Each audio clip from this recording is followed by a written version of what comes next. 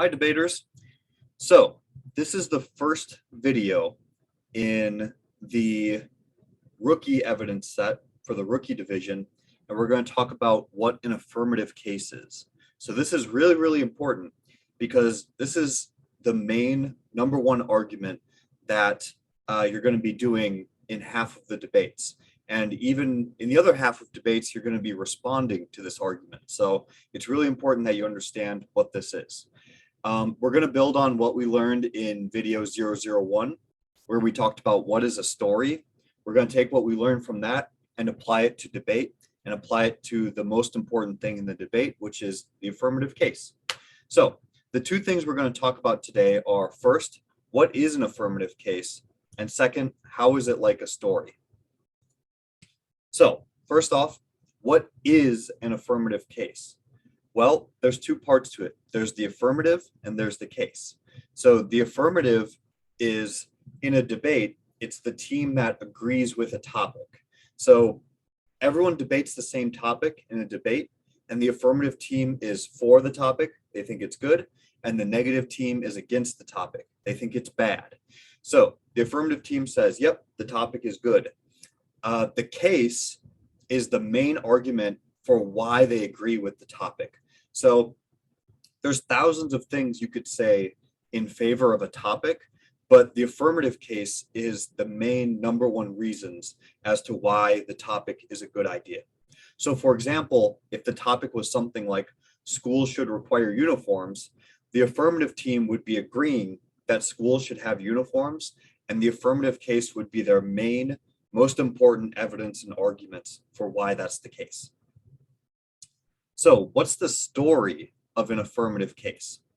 Well, if you remember the last video, we talked about every story has a beginning, what the world is like right now, a middle, what changes in the world, and an end, which is how the world has changed. Is it a good thing or a bad thing?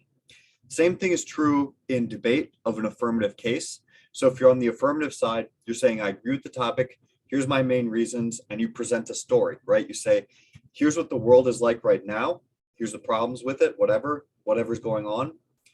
The middle part is what you want to change, what law you want to pass, what policy you want in order to change the way the world is.